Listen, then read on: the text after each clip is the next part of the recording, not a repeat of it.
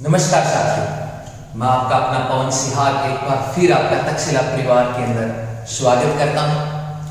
सबसे पहले दोस्तों मैं माफी चाहूंगा, बीच में 2-3 दिन आपको क्लास नहीं दे पाया, पर अब से रेगुलर हमारे प्लेटफॉर्म पे आपको रूटीन में जीके की क्लासेस मिलती रहेगी और आशा और उम्मीद करूंगा जिस तरह का प्यार आप अब तक हमें देते रहे उसी तरह का प्यार आप बरकरार रखें और ज्यादा से ज्यादा लाइक, कमेंट और शेयर कहने की आवश्यकता नहीं। ओके, तो चलिए हम स्टार्ट करते हैं विज्ञान का वो टॉपिक जो हमने लास्ट टाइम बीच में छोड़ा था, यानी कि हम रक्त के बारे में जिक्र कर रहे थे।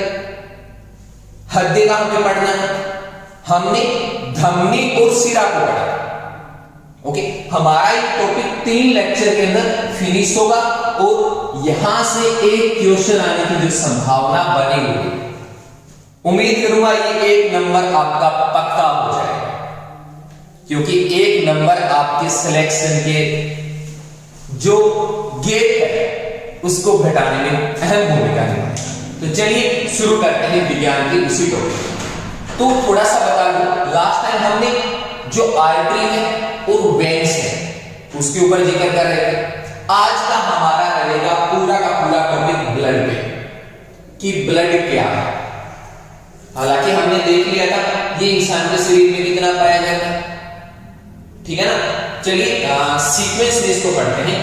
सबसे पहले बात करता हूं ब्लड। अगर खून की बात की जाए, रक्त की बात की जाए, तो मैंने बताया था आपको 5 से 6 लीटर के बीच में खून मनुष्य के शरीर में पाया जाता है। आज का जो हमारा कंटेंट रहने वाला है वो रहने वाला इसमें पाए जाने वाला प्लाज्मा, आरबीसी यानी लाल रक्त कणिका, डब्ल्यूबीसी श्वेत रक्त कणिका और लास्ट में जिसको कि हम रक्त बिंबाणु बोलते हैं। क्या? रक्त बिंबाणु या ब्लड प्लेटलेट्स। इन 4 चीजों के बारे में आज हम मुख्य रूप से डिस्कशन करेंगे। तो चलिए शुरू करते हैं एक एक करके कि क्या चीजें हैं, इनका क्या काम रहता है और किस तरह के फंक्शन को हमारे शरीर में परफॉर्म करते हैं।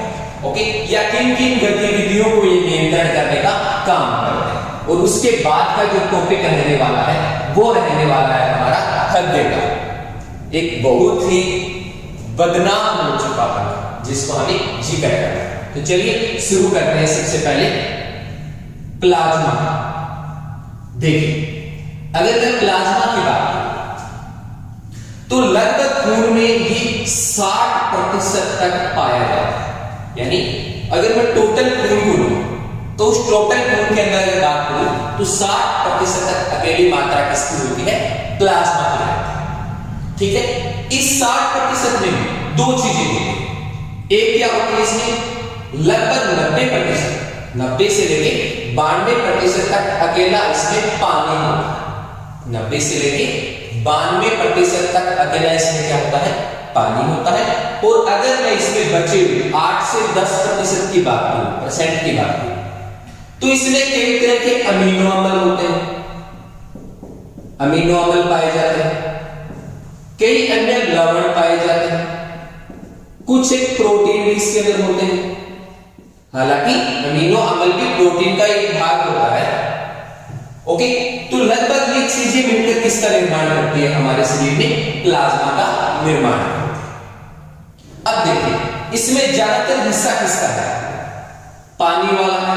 लगभग 90 से लेकर 92% तक क्या रहता है? पानी रहता है। तो देखिए, जहां पानी आ जाएगा तो वहां वो अपना कार्य करेगा। क्या कार्य करने वाला है पानी? सबसे पहले देखिए, जहां पानी जा रहा है ये इसको तरल बना के रखेगा। क्या बना के रखेगा? तरल। मतलब खून कितना लिक्विड होगा। अब देखिए, अकेली आरबीसी डब्ल्यूबीसी तो नहीं चल सकती ना। ये थोड़ी धमनी शिरा में अकेली आरबीसी चलेगी, डब्ल्यूबीसी चलेगी या रक्त बिंबाणु चलेगी। चलना निर्भर किसके ऊपर है? उसमें कितना पानी, उसको कितना माध्यम मिलेगा, तो वो माध्यम कौन बनेगा? यही प्लाज्मा बनेगा। ठीक है, अब देखिए हमने ये बात की थी कि रक्त हमारे शरीर में अलग अलग चीजों को प्रेरण करता है, उनको एक अंग से दूसरे अंग तक लेके जाने का काम करता है। जैसे हम बात करते हैं कि जो खाद्य पदार्थ होते हैं, चाहे वो प्रोटीन होता है, चाहे वो विटामिन होता है या अन्य तरह की चीजें होती, तो उनको शरीर के एक भाग से दूसरे भाग तक वही चीज लेके जा सकती है जो उसमें घुल सके। अब पानी क्या बनेगा उसके लिए? माध्यम बनेगा क्योंकि तरल है, और वैसे भी हमें पता है पानी क्या होता है, यूनिवर्सल सॉल्वेंट होता है, ठीक है ना। तो न तो आरबीसी अपने साथ लेके जाने वाली, न डब्ल्यूबीसी लेके जाने वाली, वो अपना अलग कार्य करने वाली है। पर यहां जो पानी आ जाएगा 90 से 92% वाला, ये क्या काम करेगा, जितने भी हमारे भोज्य पदार्थ रहेंगे, चाहे वो प्रोटीन रहने वाला हो, चाहे वो विटामिन रहने वाला हो या कोई दूसरे भाग, तो उनको ट्रांसफर करने का काम मुख्य रूप से कौन करने वाला है? हमारा यहां पे प्लाज्मा कर देगा। ओके, चलिए इसके बाद वाली चीजों की बात करते हैं, और कौन सा भाग आता है? देखिए उसके बाद नंबर आता है आरबीसी, यानी कि रेड ब्लड सेल या लाल रक्त कणिका, लाल रक्त कणिका या रेड ब्लड सेल। अब देखिए आरबीसी का मुख्य रूप से क्या काम करने वाला है हमारे साथ। देखिए जितनी भी, चाहे आरबीसी है, चाहे डब्ल्यूबीसी है, चाहे रक्त विमाणु या प्लेटलेट्स है, हर एक अपने काम की स्पेसिफिक होती है, निर्धारित कार्य को ही करते हैं। तो आरबीसी का काम क्या होता है? आरबीसी का काम क्या होता है? ऑक्सीजन को और कार्बन डाइऑक्साइड, इनको क्या करना? ट्रांसपोर्ट करने का काम, यानी कि शरीर के अलग अलग भागों तक ऑक्सीजन को लेके जाना और अलग अलग कोशिकाओं अंगों से कार्बन डाइऑक्साइड को वापस लेके आने का काम कौन करेगी? आरबीसी। इसके अलावा बात करूं तो जो कार्बन मोनोऑक्साइड होती है, CO, कार्बन मोनोऑक्साइड, देखिए इस कार्बन मोनोऑक्साइड की जो क्षमता होती है खून के साथ जुड़ने की, वो बहुत ज्यादा होती है। तो कई बार ऐसी जगह में या ऐसे कमरे में होते हैं जहां पे कार्बन मोनोऑक्साइड की ज्यादा मात्रा होती है, तो हमने कई बार महसूस भी किया होगा कि हमें आंखों के सामने अंधेरा छाने लगता है, बेहोशी आने लगती है। ओके, तो याद रखना कार्बन मोनोऑक्साइड की क्षमता ज्यादा होती है ऑक्सीजन से भी हमारे खून के साथ जुड़ने की।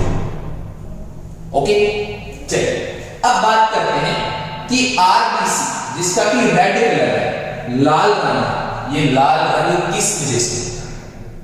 इसका जो लाल रंग होता है वो होता है हीमोग्लोबिन की वजह से। इसको हीमोग्लोबिन, हीमोग्लोबिन नाम का जो तत्व होता है वो क्या करता है? रेड कलर देता है हमारे आरबीसी को। ठीक है, अब देखिए हीमोग्लोबिन क्वेश्चन यहां से पूछा जा सकता है, ये कौन किसका तत्व है? तो ये किसका है? आयरन या लोहे का तत्व होता है। मतलब मुख्य रूप से इसमें क्या होता है? लोहा होता है। कई बार हम डॉक्टर के पास जाते हैं खून चेक करवाने के लिए, तो डॉक्टर क्या कहता है? इसमें खून की कमी आ गई, आप इसको अनार दीजिए, इसको चना खिलाइए। क्यों? क्योंकि उनमें क्या होता है? लोहे की मात्रा होती है, और वही लोहा क्या काम करता है? हमारे शरीर में हीमोग्लोबिन की निर्माण में मदद करता है। ओके, देखिए एक क्वेश्चन यहां से ये भी आ सकता है कि ये जो लोहा होता है ये किस रूप में होता है? तो किस फॉर्म में होता है? ये हीमेटिन, किस फॉर्म में होता है? हीमेटिन की रूप के अंदर हमारे शरीर में लोहा पाया जाता है। कहां पे? हीमोग्लोबिन में।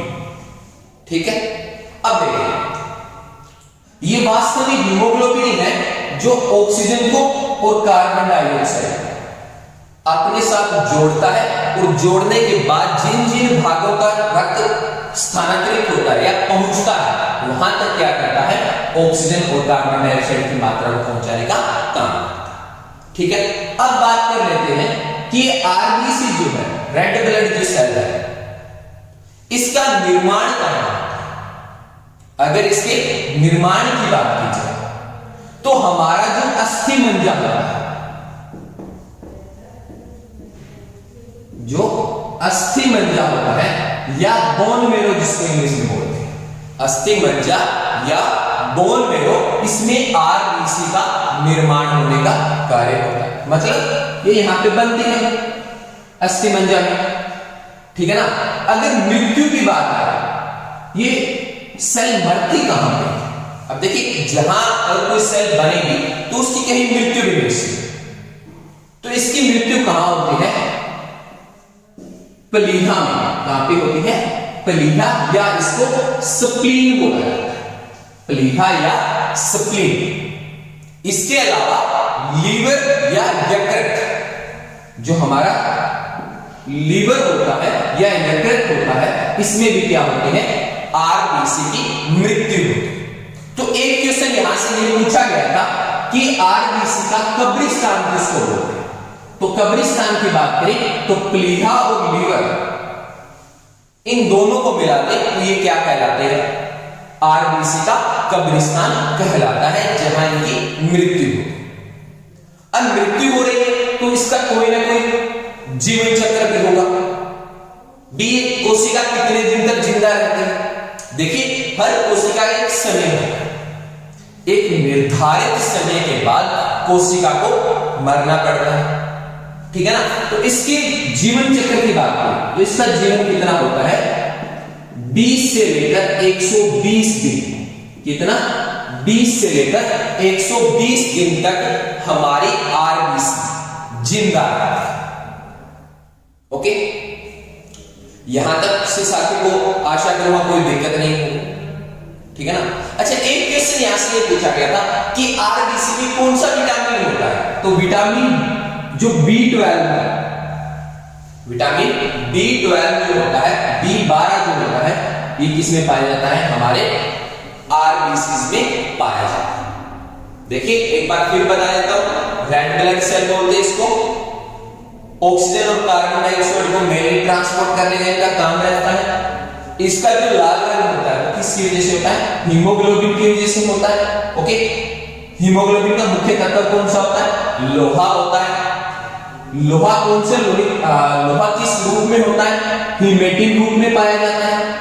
इसका निर्माण कहां होता है? अस्थि मज्जा या बोन मैरो में होता है। इसकी मृत्यु कहां होती है? प्लीहा या स्प्लीन या लीवर भी हम इसको बोल सकते हैं, यहां पे होती।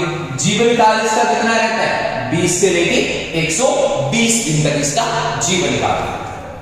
अब देखिए, हम जब कोशिका के बारे में पढ़ते हैं तो एक बात बोलते हैं, क्या बोलते हैं? कि कोशिका में केंद्रक होता है। जैसे ये कोई कोशिका है तो इस कोशिका में क्या पाया जाएगा?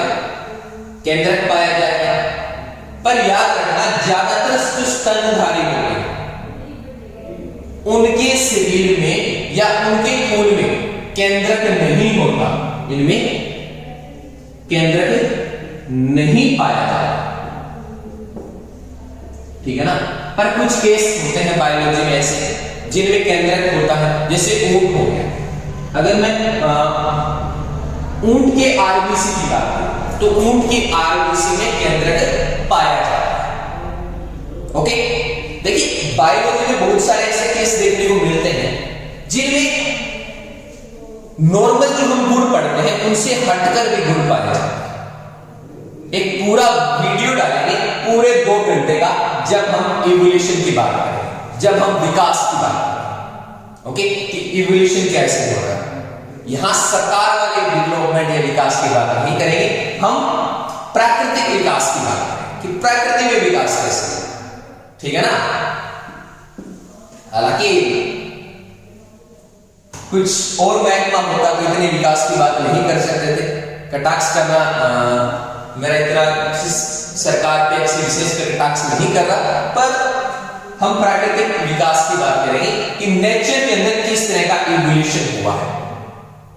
ओके, चलिए, तो उम्मीद करूंगा आरबीसी आपको समझ में आया होगा कि आरबीसी का क्या कार्य होता है। हमने बात प्लाज्मा की, प्लाज्मा में जो कि हमने बात की, इसमें पानी कितना पाया जाता है, इसमें अमीनो अम्ल कितना होता है, ये तरल होता है, ठीक है ना। ये चीजों को स्थानांतरित करने का काम करेगा, शरीर के तापमान को नियंत्रित करने का भी काम करेगा, ठीक है ना। क्योंकि हमने देखा है गर्मियों में जो हमें पसीना आता है वो पानी पसीने वाला कौन लेके आता है? यही रक्त लेके आता है, ठीक है ना। अपने शरीर का एक कूलिंग सिस्टम, एक ऐसी तरह काम करता है। पढ़ेंगे आगे जब हम शरीर को आगे बढ़ना शुरू करेंगे। ओके, चलिए अब आगे की बात करते हैं। अगर आगे की बात करें तो WBC का जिक्र आता है, श्वेत रक्त कणिका या व्हाइट ब्लड सेल। इस श्वेत रक्त कणिका क्या होते हैं, इसमें क्या क्या चीजें पाई जाती हैं, या ये हमारे शरीर में मुख्यतः किस किस कार्य को करने की क्षमता रखते हैं। ओके, WBC देखिए, WBC श्वेत रक्त कणिका, क्या बोलते हैं इनको, श्वेत रक्त कणिका या व्हाइट ब्लड सेल। ओके, देखिए व्हाइट ब्लड सेल। देखिए बात करते हैं कि श्वेत रक्त कणिका या व्हाइट ब्लड सेल, इसका क्या कार्य है या इसका जीवन काल कितना होता है। अगर मैं इसके जीवन काल की बात करूं तो ये 2 से 4 दिन, कितने दिन, 2 से लेके 4 दिन तक ये कोशिका हमारे शरीर में जिंदा रहती है, ठीक है।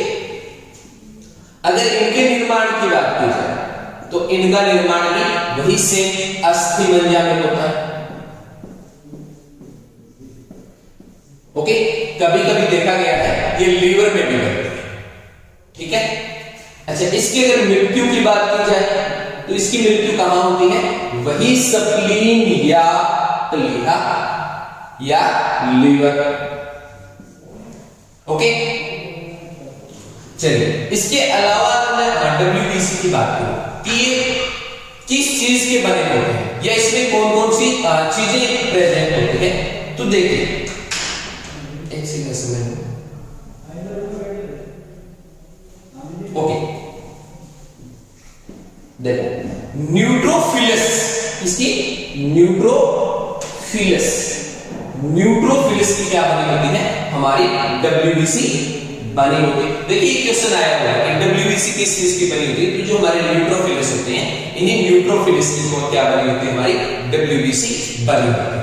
अच्छा, एक चीज देखिए, साइंस के हर चीज का एक वैज्ञानिक नाम भी होता है। जैसे मनुष्य होता है, मनुष्य के वैज्ञानिक नाम की बात करूं तो होमो सैपियंस बोला जाता है। मनुष्य का साइंटिफिक नाम क्या रहता है, होमो सैपियंस।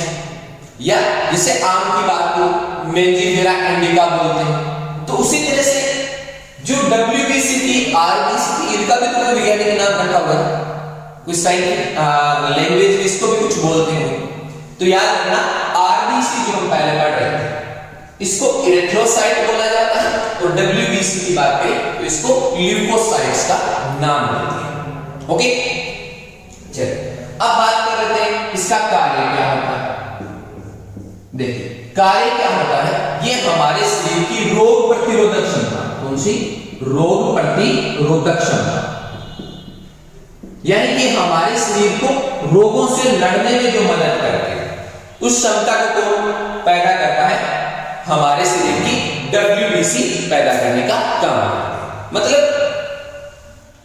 हर दिन हर समय पता नहीं कितने बैक्टीरिया, कितने वायरस हमारे शरीर में एंटर करते हैं, ठीक है ना। और एंटर करने के बाद क्या ऐसा होता है कि हम हर सेकंड बीमार रहें, ऐसा तो नहीं होता। क्यों बीमार नहीं रहते, क्योंकि हमारे शरीर का खुद का एक रोग प्रतिरोधक तंत्र होता है, और यही रोग प्रतिरोधक तंत्र क्या काम करता है, जो भी बाहर से आने वाले जीवाणु होते हैं, विषाणु होते हैं, उनको मार देते हैं और हमारे शरीर को सुरक्षा प्रदान करने का काम करता है, ठीक है। चलिए ये मुख्य रूप से इसका कार्य रहेगा हमारी WBC। अब रहता है लास्ट जो जिक्र आता है वो आता है ब्लड प्लेटलेट या रक्त बिंबाणु। कौन से, रक्त बिंबाणु या ब्लड प्लेटलेट्स। देखिए इसके बारे में बड़ा कुछ सुना होता है हमने, खास करके जब डेंगू मलेरिया इनका जब सीजन आता है तब हम क्या सुनते हैं, डॉक्टर बोलते हैं इसमें प्लेट्स घट रही, इसमें प्लेटों की कमी आ गई। तो वो प्लेटें क्या होती है, ठीक है ना, और इनका मुख्य कार्य क्या रहता है शरीर। देखिए एक अहम अहम अंग के रूप में या खून का एक मुख्य भाग होता है, वो होता है रक्त बिंबाणु। क्योंकि अगर ये नहीं है ना तो शरीर में क्या है, थक्का नहीं बनता। तो थक्का बनाने का कार्य किसका होता है, रक्त बिंबाणु का होता है।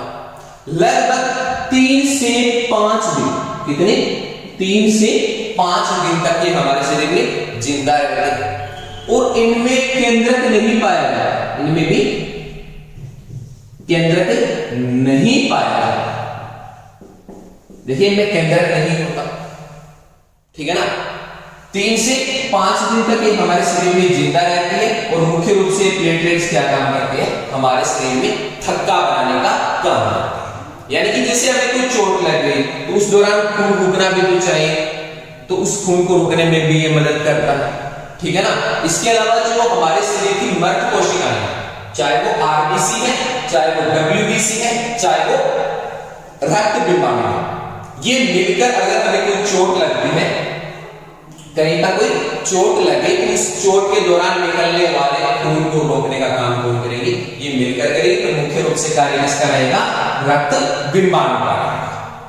ओके, तो इस तरह से देखें तो ये 4 अलग अलग भाग होते हैं खून के, डब्ल्यूबीसी, आरबीसी, प्लाज्मा और प्लेटलेट्स।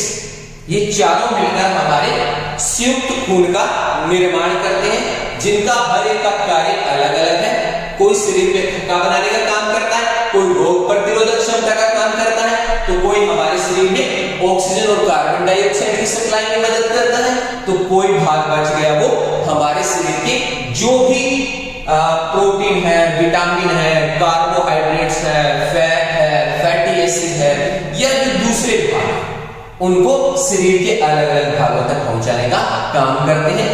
और जो अवशिष्ट पदार्थ बन रहे हैं, चाहे वो यूरिया बन रही है, चाहे वो कोई टॉक्सिन कंपोनेंट बन रहा है, उनको शरीर के अलग अलग भागों से इकट्ठा करके किडनी तक पहुंचाने का काम कौन करता है, यही रक्त करता है। ओके, तो आशा उम्मीद करूंगा साथियों कि यहां तक आपको समझ में आ गया होगा। अब बात करते हैं कि कौन सा रक्त समूह है, किसको खून दे सकता है, किससे खून ले सकता है, ठीक है ना, और इसकी खोज करने वाला कौन है, ठीक है ना, और कब उसको नोबेल प्राइज दिया गया। देखिए, अगर ब्लड ग्रुप की बात की जाए,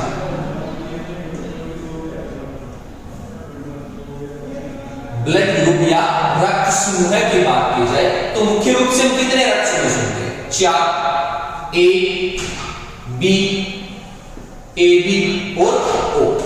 मुख्य रूप से इन 4 ब्लड ग्रुप्स के बारे में हम सुनते हैं।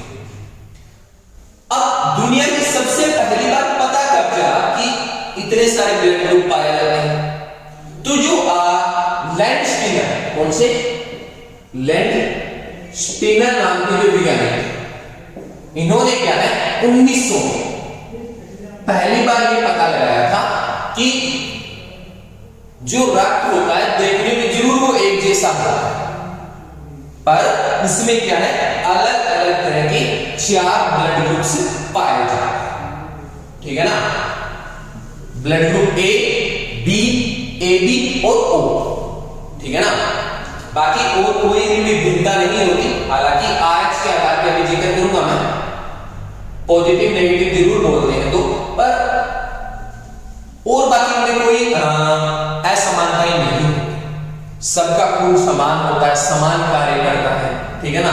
तो एक जो समाज में क्रांति के रूप में या एक बुराई के रूप में अमीरी गरीबी का जो फासला बनाया जाता है, जातिवाद बनाया जाता है, जाति प्रथाओं को बढ़ावा दिया जाता है, बड़ी विडंबना की बात है कि प्रकृति ने जिन चीजों पे कभी भेदभाव नहीं किया, मनुष्य ने उनको बहुत आगे तक ले गया, ठीक है ना। प्रकृति ने जब देखिए खून दिया सब में, आज हर इंसान में खून होता है, वही 4 रक्त समूह सभी में है।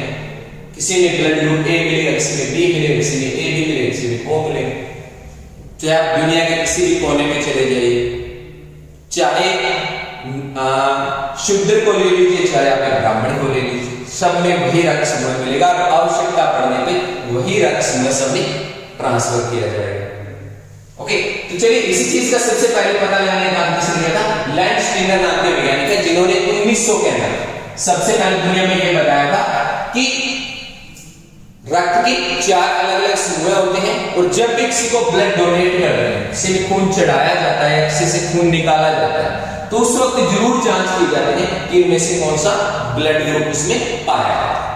हालांकि इसके लिए लैंडस्टीनर को बाद में नोबेल प्राइज भी दिया गया था, ठीक है ना, क्योंकि अगर कोई इंसान ऐसा कार्य करता है जो सामाजिक कल्याण में हो, चाहे वो विज्ञान का क्षेत्र हो, चाहे वो साहित्य का क्षेत्र हो, या वो अर्थशास्त्र का क्षेत्र हो, तो इन सभी से नोबेल प्राइज दिया जाता है और लैंडस्टीनर उन्हीं में से एक भी है। एक दिन एक पूरा वीडियो आपको मिलेगा बहुत जल्द इसके ऊपर, भारत में कौन कौन से वैज्ञानिक रहे हैं, कौन से अर्थशास्त्री रहे हैं जिनको अलग अलग क्षेत्र में नोबेल प्राइज दिया गया और नोबेल प्राइज का आरंभ कब हुआ और क्यों दिया गया, ठीक है ना, उन चीजों पर विस्तार से चर्चा करने का काम करें। पर अभी हम जिक्र करते हैं लैंडस्टीनर के ब्लड ग्रुप का, जिन्होंने कि 1900 के अंदर बताया कि 4 अलग अलग ब्लड ग्रुप्स पाए जाते हैं। ओके, ये जो ब्लड ग्रुप है इनको बनाया गया था, इनमें पाए जाने वाले एंटीजन। देखिए हर खून में क्या होता है, एंटीजन होता है, और ये जो एंटीजन होते हैं 2 तरह के होते हैं, एक तो एंटीजन ए होता है, दूसरा एंटीजन क्या होता है, बी होता है। अगर किसी के रक्त में एंटीजन ए पाया जा रहा है तो मैं क्या कहूंगा, ब्लड ग्रुप क्या है उसका, ए है। अगर किसी के रक्त में एंटीजन बी है तो हम क्या कहेंगे, उसका ब्लड ग्रुप क्या है, बी है। अगर दोनों एंटीजन एक साथ है, ए और बी, तब हम क्या बोलेंगे, उसका ब्लड ग्रुप क्या है, ए बी, तो उसका ब्लड ग्रुप क्या है, ए बी है। और अगर दोनों ही नहीं है तो हम क्या बोलेंगे, उसका ब्लड ग्रुप क्या रहेगा, ओ रहेगा। ओके, अब देखिए, अब हम एक कहते हैं कि ब्लड ग्रुप पॉजिटिव होता है, नेगेटिव होता है। ये पॉजिटिव और नेगेटिव क्या चक्कर है इसका, तो इसको मापने के लिए RH नाम का एक फैक्टर होता है। कौन सा, RH नाम का एक फैक्टर, जो कि रिसिस नाम का मंकी था या बंदर था, उससे इसका पहली बार पता लगाया। अगर किसी के खून में RH फैक्टर पाया जाए तो वो ब्लड ग्रुप क्या कहलाएगा, पॉजिटिव कहलाएगा, और अगर नहीं है तो वो क्या कहलाएगा, नेगेटिव कहलाएगा। देखिए ये विकास को समझने में या उसका अध्ययन करने में महत्वपूर्ण भूमिका निभाता है, क्योंकि हम बार बार ये बात बोलते हैं कि इंसानों का विकास बंदरों से हुआ है। अब अगर मंकी से इवोल्यूशन हुआ है, विकास हुआ है, तो कोई प्रमाण चाहिए ना, तो ये उसी एक प्रमाण के रूप में सामने आया, ठीक है ना। अब चलो बात कर लेते हैं कि इसकी खोज किसने की थी, तो सेम वैज्ञानिक का नाम आता है लैंडस्टीनर, पर इस बार डेट बदल जाएगी 1940। डेट क्या आएगी, 1940, और लैंडस्टीनर के साथ एक और वैज्ञानिक आ जाएंगे, विनर। लैंडस्टीनर होंगे और एक के साथ कौन होंगे, विनर। ये 2 वैज्ञानिक मुख्य रूप से होंगे जो मिलकर क्या काम करेंगे, रक्त के अंदर पॉजिटिव और नेगेटिव, यानी कि जो रिसिस नाम का फैक्टर होता है, इसका पता लगाने का काम करेंगे 1940 में, जिसके आधार पर यह बताया गया कि ब्लड कौन सा पॉजिटिव होता है, कौन सा ब्लड ग्रुप नेगेटिव। ठीक है, चलो अब आगे बात करते हैं कि इनमें से कौन सा रक्त सबको दिया जा सकता है और कौन सा खून लिया जा सकता है, यानी कि सर्वदाता कौन सा है और सर्वग्राही रक्त समूह है कौन सा है। देखिए सर्वदाता का मतलब सबको खून दे सके, खास करके जब हम RH की बात करते हैं, ठीक है ना। देख A B A B O, यही 4 का जिक्र कर रहे थे कि यही 4 रक्त समूह होते हैं। देख अगर मैं A की बात करूं, इसके पास क्या होता है, IA नाम का एंटीजन होता है। B के पास क्या होता है, IB। ये भाई IB को गलत मत समझ लेना, कि बड़े भावुक होते हैं बेचारे। AB में क्या होता है, IA और IB, और O में क्या होता है, I और I। अब देखिए हम क्या बात बोलते हैं कि O ब्लड ग्रुप सर्वदाता है, मतलब ये अपना खून सबको डोनेट कर सकता है। अब सबको खून डोनेट करेगा तो कारण क्या है, कारण क्या है कि इसके पास किसी तरह की कोई ए या बी वाली एंटीजन नहीं है। अगर ओ ब्लड ग्रुप किसी को दिया गया तो ये किसी प्रकार की कोई एंटीजन नहीं बनाएगा। अगर एंटीजन नहीं बना तो ओ वाला खून किसको क्या ए बी को दिया जा सकता है, बी को भी दे सकते हैं, किसको दे सकते हैं, ए को भी डोनेट कर सकते हैं। मतलब इसका खून हम किसी को भी आंख बंद करके दे सकते हैं। एबी के बारे में क्या बात बोलते हैं कि ये सर्वग्राही है, मतलब ये सबसे खून ले सकते हैं। सबसे खून किनसे लेगा? अब देखिए, अगर ओ वाला इसको ब्लड डोनेट करता है तो ओ के पास क्या होता है? आई इसके पास भी होता है, तो इसके खिलाफ कोई एंटीबॉडी नहीं बनाएगा। एंटीबॉडी नहीं बनाएगा तो वो शरीर उस खून को एक्सेप्ट कर लेगा।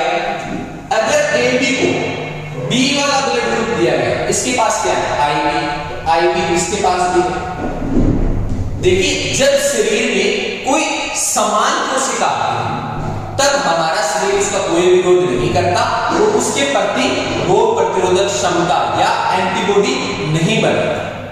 अब जब एबी को बी ब्लड ग्रुप दिया गया, इसमें आईबी था और इसने आईबी को आसानी से क्या कर लिया? एक्सेप्ट कर लिया।